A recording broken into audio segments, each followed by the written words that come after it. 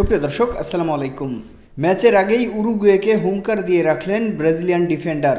এবারের কোপা আমেরিকার আসরে এখনও পর্যন্ত অপরাজিত রয়েছে ব্রাজিল ও উরুগুয়ে। তবে ব্রাজিল দুটি ম্যাচ ড্র করলেও সবগুলো ম্যাচই জিতেছে উরুগুয়ে।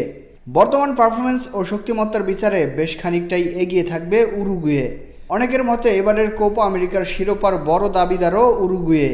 দুই দলের কোয়ার্টার ফাইনাল ম্যাচ মাঠে গড়ানোর আগেই ভক্তদের কথার লড়াইয়ে সরগরম ফুটবল দুনিয়া।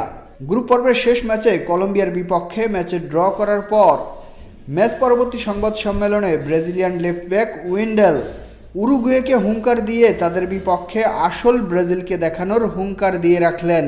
উরুগুয়ে এবার ব্রাজিলের আসল শক্তি দেখবে।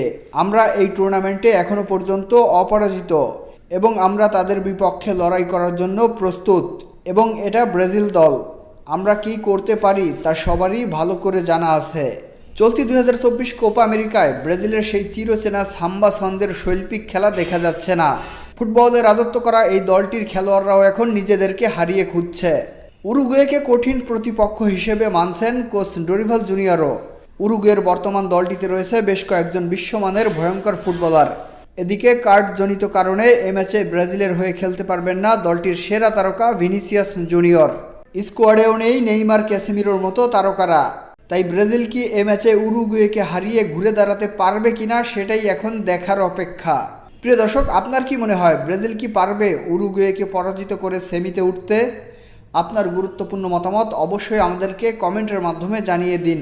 ফুটবলের সব আপডেট জানতে আমাদের অনলি ফুটবল টকিং চ্যানেলটি সাবস্ক্রাইব করে আমাদের সঙ্গেই থাকুন। আল্লাহ হাফেজ।